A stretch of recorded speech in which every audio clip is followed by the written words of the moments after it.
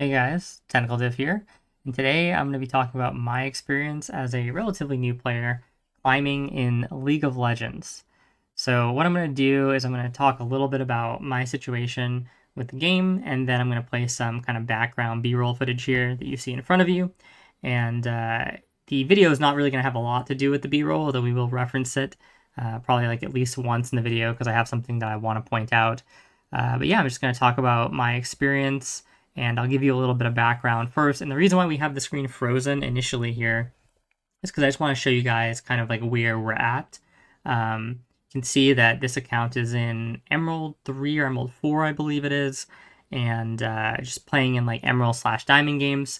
And this is an account that I kind of just log on and I limit test on this account, right? I'm just trying to see what the champion can do really. And the account that you mostly see on the channel that plays with Mel, that one is gold. I think it just hit gold 4, but we're in diamond slash emerald game. So the accounts are in very similar places. But that's the one that I'm kind of like playing, I would say, more seriously on.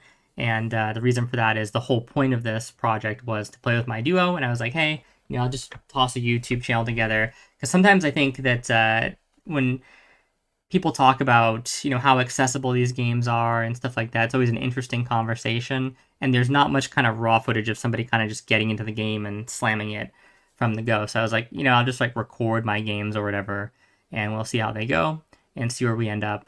Probably going to be playing at least until the next major WoW release, which probably going to be in September or something like that. So yeah, that's kind of like the backstory on. Well, that's like the goal of things, right? And then what's my backstory with League? So I played League for a bit, but it's been like very, very on and off. Like I've never really done a ranked push or anything. League has always been a game that I've played kind of like in the background with friends for the most part. So I've done kind of like custom 5v5s back when we had a lot of people that played. We don't really do that anymore at all because we don't have nearly as many people that play in the Discord. A lot of people have quit and stuff like that. But I've played a bunch of normals with people kind of over the years, just on and off, right? And that's kind of like my experience with League. So I'm not like a super crazy new player, but this is kind of like my first push. My duo has been Diamond before, right? But it doesn't really play that much, especially not anymore. We only get a couple of games in a day because he has a lot of IRL responsibilities now, so we don't really have that much time to play. Yeah, so that's kind of like where we're at a baseline. And I'll just kind of I wanted to yeah, that's so we already showed the the borders, so you guys know where we're actually at. So I'll just let the B-roll footage start to play. Like I said, this isn't really super relevant to the video, but yeah, I'm just here to talk about my experience. So overall, if you wanna too long didn't watch, I think this is like one of the most dog shit games I have ever played when it comes to playing it in a ranked environment. At least, like obviously when it was just normal games, it was kind of like whatever. But when you're actually kind of trying to climb in this game, it is just incredibly frustrating. And I've climbed in, other games, like I've been in the Apex tiers of Overwatch before. There's no real Apex tier for WoW Classic, which is probably what people are most like. They probably know me if they know my presence online for gaming. It probably has to do with WoW Classic content because that's the thing I've made more content about. Not really any Apex tiers in there, but I've always played at like a high level and in a top level guild at various points. In retail, WoW I've played at a high level at various points, but I don't really play retail anymore.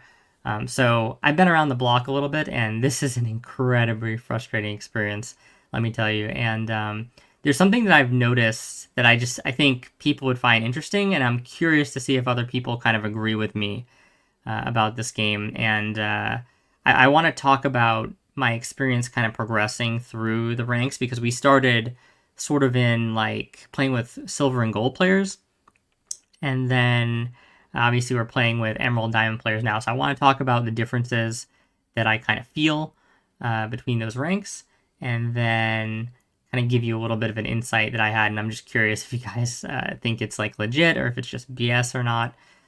So yeah, you can decide for yourself. But I'll start with my actual assessment of the ranks. So I think that when we started, we did play with a couple bronze players, I think, but it was like maybe we'd have like a one-off bronze player, and it was mostly silver gold games. That's like where the starting MMR was on the Duo account, and I think that for the most part, below gold, there was a pretty big difference if the players seemed like they were a genuine silver player. Now, this can be hard to discern, I think, because it seems like there's a ton of people smurfing and stuff like that in the game, right? And then there's various situations going on, right? This game, because it's such a time-consuming game, and each game you play takes so long, and you have to play so many games to climb. There's all sorts of types of situations I imagine that are going on. So you'll have people that are actually kind of good at the game, but they're just not playing very much. They could legitimately, like, you could have a silver player that is probably like plat or emerald level, and they just don't play the game enough, right? So they're really never gonna get there, but you can feel the difference playing against them with a silver border, right? Then there's kind of people like me that have played the game but have not really played ranked very much. So, it's not like a new player just hopping on the game for the first time. Like, that player might actually be like legitimately silver, but if they're in silver in that case, then maybe they're actually a little bit better.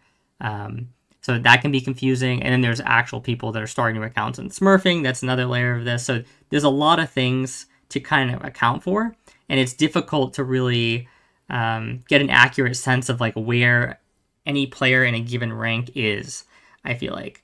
However, I will say that, I have played against people at the very, very start of the climb that they did seem like they were probably legitimate bronze or legitimate silver players. And I think that's where you notice the biggest kind of like actual skill discrepancies, right? Where those players were noticeably worse than everybody else I was playing against, right? Something just felt off with their movement. Like, they felt super predictable, like very telegraphed. They were just missing like lots of free abilities, like not even out of like frustration, like, or anything like that, but just, just constantly missing, constantly getting caught, right? Having no idea where they're supposed to be on the map. So for those types of players, there definitely seemed to be a big skill barrier between them and higher ranked players, which is to be expected, right? Not saying that as flame or anything like that, just something I observed and noticed. The problem, or the interesting fact, I guess, was once we kind of got into gold, I didn't really notice much of a difference, I don't think, from player skill up until we were even playing now, and we've lost a couple games. We've had like a kind of a loss streak since we had a pretty big win streak. I think at one point we were like 24-4, and we kind of, we've been getting beat up by the algorithm a little bit, but at one point we were playing with, like, we had a Zoe in our game that the game before she had played with like 2 Masters players or something like that, right? So the MMR was like pretty decent at some point, and I still didn't really feel too much of a difference between the players we were playing against and players that we were playing against back in gold, necessarily, in terms of what I thought about their mechanics, their ability to farm, or their kind of like general map knowledge. And it's difficult to gauge all these things, right? So I'm not saying I have a perfect assessment of this, especially as a new player, but I just didn't really get a super noticeable difference between gold and diamond. And this isn't something that I think is super uncommon. Like, a lot of content creators in various games, like I said, I've played games like Overwatch and stuff before, and the meme is always that, everybody from essentially silver to like master or GM is the same, and that's where people actually start getting good at the game or whatever. And I understand like the perspective on that, but I also think it's a bit hyperbolic, and in those games you can kind of see differences sometimes between like something like a diamond player in Overwatch, or like a gold player. Like, if you had a diamond widow and a gold widow in Overwatch, you'd be able to tell the difference, in my opinion, especially if the gold widow was in the diamond game or something like that, right? And I really feel like in this game it's a lot harder to tell that difference, right? I genuinely think like I could have plucked some players from some of the gold games I was playing, put them in the games that I'm playing in now, and I wouldn't have really seen too much of a noticeable difference. So that kind of probably doesn't make sense to you, right? You're like, well, that's kind of stupid though. So like, if that's the case, then why aren't those players in Emerald or Diamond now? And it's like, well, I think the things we talked about at the start definitely contribute, right? It's just this game takes a lot of time to both actually play the whole games out, and then play multiple games to actually climb the ranks. So that's certainly a factor, right? And then there's also the smurfing thing that we talked about, where maybe I just have a bad assessment of what the ranks are because some of the people I'm playing against aren't actually that rank, right? So some of the people I was playing with in gold maybe actually aren't gold, maybe they're diamond, plat, emerald. That's all possible. But my thought, my intuition here is that a lot of what I'm seeing as I climb up the ladder and the reason why the games are actually getting harder really has more to do with the champion selection than the actual player skill. So I feel like there's just certain champions that are way easier to climb on than others. And that's really the difference, is that you start basically seeing, I'm going to use the term meta, but I use that term very loosely because if I use the term meta and a challenger player is watching this, they're going to be scratching their head because what's different, there's probably a different meta in challenger, obviously, than there would be in like Emerald or something like that, right? Like there's going to be certain champions that gain a lot of value in challenger that aren't going to be as valuable in Emerald. It's very obvious. This happens in a lot of games where there's like hero-based stuff. So all of that's to be expected to some degree. And even what I'm saying in a baseline is to be expected. It's not like a crazy revelation, but it's really just the fact that it seems so drastic in this game, right? And I think it has to do with the fact that there's so many champions. Because in a game like Overwatch, there's just nowhere near as many heroes, right, as in a game like a League. And I feel like the good champions or heroes in that game are just played more often, right? And in this game, it seems like, especially the lower ranks where I imagine people just, don't take the game as seriously, which makes sense. People are much more willing to play characters that, just aren't considered typically very good or aren't meta. And I'm guilty of this myself, right? I'm playing Vel'Koz support primarily. In this particular game, I'm playing APC because I got APC. But yeah, I just I'm the same thing, right? I'm playing a champion that's not really one that people love to see locked in, right? When they get into a game. But yeah, you see that very often in the lower ranks in this game. And then once you get around, I would say kind of like mostly into Emerald games, things seem to shift very drastically. And I'm sure there's kind of like a like a gradual build up to this to some degree as well, that you start to see more meta champions, quote unquote, or more. When I say meta champions, I mean champions that are good for climbing in that specific rank, right? So they're almost like meta for that rank is what I mean. And you start to see more of those as you kind of go up the ranks. But once you hit around Emerald, I feel like you really just hit this this place where you see like these champions that you don't want to play against in every game, right?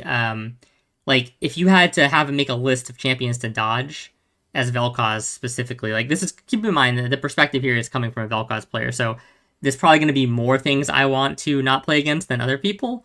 That's completely fair, right? But I think still a lot of people don't like playing against a bunch of these champions. And yeah, if I were to make a list and then play 50 games in gold, and then I'd play 50 games in Emerald, I'd see those champions way more often in Emerald. And I'll probably make a video on about which champions I think that are kind of good for climbing, but I'll just use this game as a proxy right now, and we'll kind of just assess the champions in the game as we're kind of watching the gameplay footage, right? So we'll start like from the bottom and just go all the way to the top, like in terms of the roles. So I have a Sona, which I think is not one of those champions, right? Not a very impactful champion at all. And it's up against a Leona, which I feel like is almost like the polar opposite, where this champion is like, it is actually like Thanos tier climbing support champion. It can do everything. It can roam. It doesn't need any levels because like it just matters about the CC abilities. It's innately super tanky. It's like you can like be out of position, like like 99 times out of 100. You're still not going to die in most cases. It actually has decent regen. You're incentivized to build tankier on top of everything else, right? I don't know. It's just it's a god tier champion. That's all I'm gonna say. right? And Sona, really, really not so much, right? I don't think a lot of people like playing with Sona. And yeah, like I'm not even complaining about the Sona in this game, honestly. I think that this Sona was actually pretty good. She was very communicative. She's trying to like warn me. I obviously already know, this is a very bad lane for us, and it's potentially very dangerous. In fact, I'm playing more cautious than I usually would because my Sona has kind of communicated to me that she doesn't want to fight under any circumstance whatsoever. So I'm literally just resigned myself to farming off the tower or whatever, and that was going to be it. But yeah, so I don't think that there's any comparison in the support matchup. In the AD carry matchup, I think Draven just holistically a lot better of a champion than Vel'Koz. I think in the lane, Vel'Koz actually probably not as bad against Draven as a lot of people think necessarily, but the support is obviously a big factor here. And again, not flaming my Sona, but just Leona is a much scarier support than Sona, obviously, right? So that kind of amplifies things in this situation. And let's go on to mid, right? So mid, I have a Malzahar, okay? And they have a Fizz. Now, Fizz is kind of another class of champion that I wouldn't really consider a meta champion, but he's sort of like I would say like a cheese champion is a good way to put it. And this is another champion that I think can actually be really underrated for climbing. A lot of times you'll hear people talk about Fizz and they'll say, oh, it's kind of like a bad champion to learn or something like that. Because it's has some bad matchups here and there and stuff.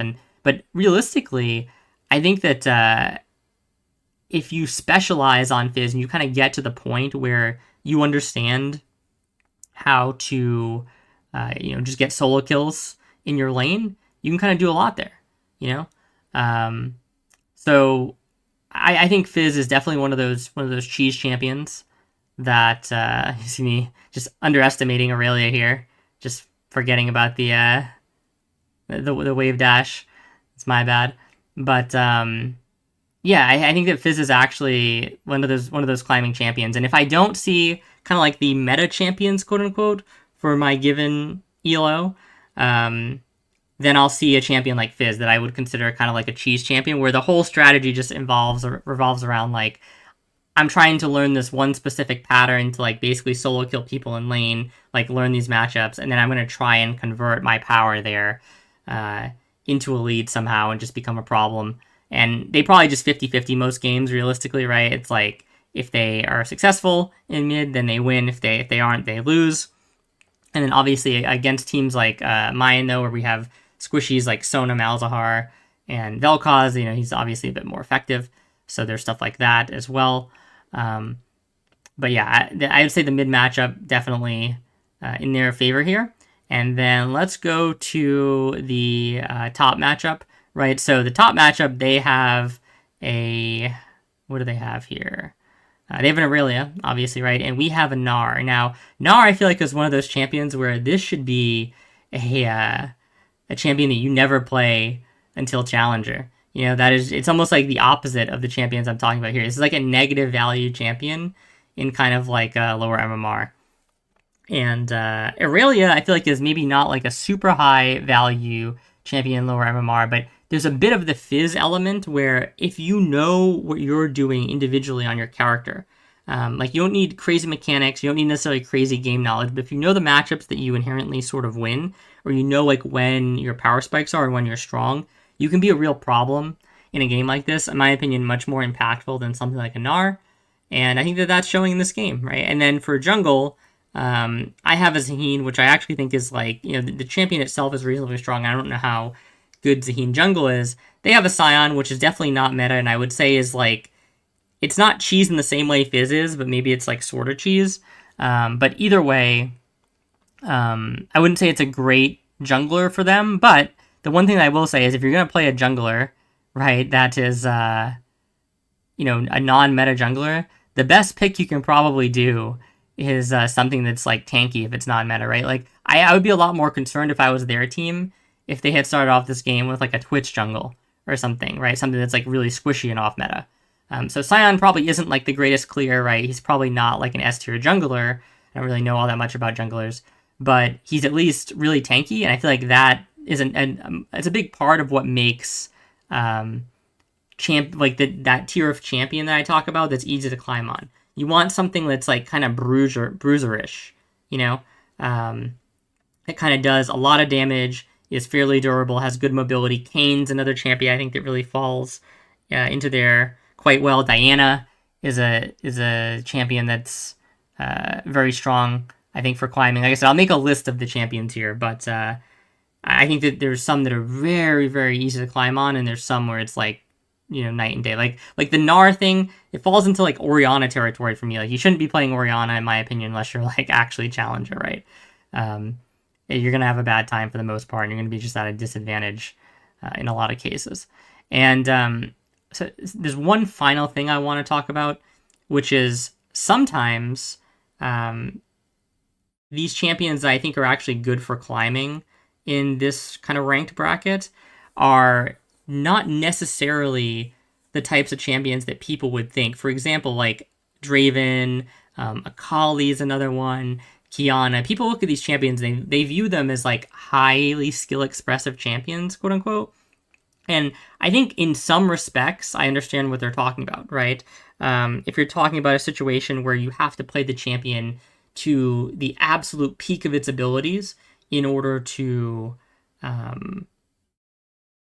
you're trying to get like the most out of it possible, rather, then there's a lot of skill expression that can happen on a champion like Akali, right? But it's also a champion, really, that can just run at a lot of the roster when you're at, like, I would say, like an equal, or there's a minor skill differential in your favor, and you can kind of just like beat them up, right? There's kind of a lot of squishy champions that get played, and you can just kind of run at them and just kind of bludgeon them to death with a baseball bat.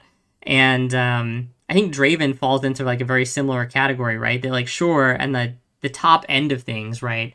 As a Draven player in like a challenger game, yeah, you really need to be able to catch every axe, right? Because if you don't, then you're kind of going to get punished and exploited for not being able to do that. In lower MMR, this champion actually just functions as a really good lane bully by default, even if you're not really that great at catching axes. Like, you could realistically use your Q like once and catch the axe once after that, get a couple good hits off, and in most lane matchups, you've already gotten, like a huge enough advantage. Potentially, this even leads to solo kills and things of that nature. And, just winning the lane itself can basically really increase your odds of winning the game. Whereas if you're in like a challenger lobby or something like that, and you don't actually know how to micro on the champion, it might not matter that you get a slight advantage in lane or something like that, right? Because you're just going to get absolutely dunked on when it comes to the team fight. So there's some champions that are historically looked at as like, oh, this is like a super high skill expressive champion. You think, well, I wouldn't want that on my solo queue team if I'm in like Emerald or Diamond or something like that. But I don't really think that that's the case, especially because Emerald and Diamond is sort of the rank where people are, they're beginning to not have like the worst mechanics in the world, at least anyway, right? So it's not like you have like a true Iron player piloting this Aurelia, it's not like that bad of a situation. But yeah, that's kind of my thoughts. And I guess the too long didn't read of this video is, if you're a player that is playing in like gold, and you're kind of like struggling to climb, and you play what would be considered a dog shit champion, a champion that's kind of like typically regarded as having low impact, if you swap to something like a Jungle Kayn, or just something that has like, I feel like relatively high agency, I think you'll climb quite a bit. Diana is, I think, actually an insane pick. Basically any sort of like bruiserish champion that can kind of go in, is relatively tanky. It still does an absolute insane metric ton of damage.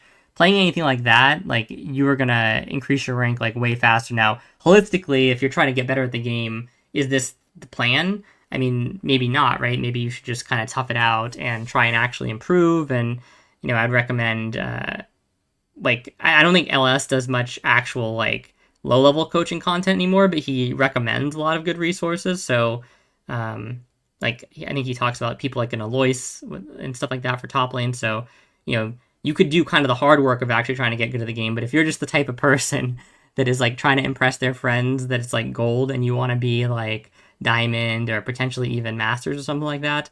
I think the easiest way is to just get on one of these kind of like meta champions, like the meta for your elo champions, like Diana or something like that, or Leona, Nautilus, like some tank support, right? I think even like certain enchanters are really powerful too, like Soraka, Melio can be potentially really good and aren't super complex to play. Just things like that, and I think you'll honestly climb a lot faster than you would on the champion that you actually like to play, right? So, yeah, just some observations. Like, obviously, I know this is sort of the same in a lot of games. There's just some champions or roles that have easier time climbing, but it is egregiously bad in this game, guys.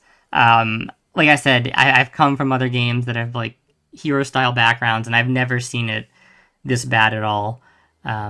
So yeah, it makes me not even like mad at my teammates. Like most of the time I rage at the enemy team in this game. I don't even rage at my teammates. Like I don't even think I think I typed to this Aurelia in this game because I'm just annoyed that she's playing Aurelia and she caved my top Tetten and she's like 10 and something and my Gnar is like 3 and like 14 or something like that. We'll skip to the actual score screen at the end of the video, but yeah, like it just annoys me that this person is like playing this champion just having like a free game because they essentially picked a champion that like really can't die in the circumstances that this game presents, and they just got super fed, and now it's like impossible to do anything. So yeah, I just blame Riot honestly for all the toxicity in this game, and if they were just better at making the game, it honestly wouldn't be half as toxic. And I'll die on that hill forever. I don't care that I'm a new player. You guys might not think I don't know anything or anything like that, but just absolutely terribly designed and balanced game.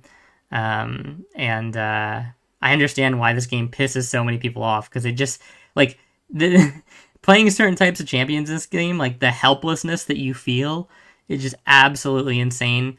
And like I'm not even trying to say like talk about this game specifically, like I didn't play like insanely well this game or anything, but also the game was over like well before. Like I was kind of just mentally checked out of this game probably around the time it was yes, we'll kind of freeze on the score screen here, but I was mentally checked out of this game probably when the score was like 4-12, right? Because I just knew what was going to happen. Like I looked at Aurelia's items, I saw there was like no way I could do damage to her, there was no way Gnar could match her.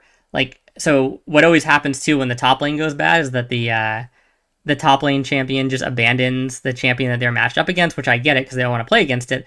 But it's just there's nothing that can be done, right? I can't match Aurelia. Malth can't match Aurelia. The 1-in-7 Zaheen can't match Aurelia. Fizz is ungodly fed. Fizz already has insane amounts of ways to deal with my abilities and not die. A crazy amount of ways to get to me and do damage to me, right? Leona, just crazy existential threat.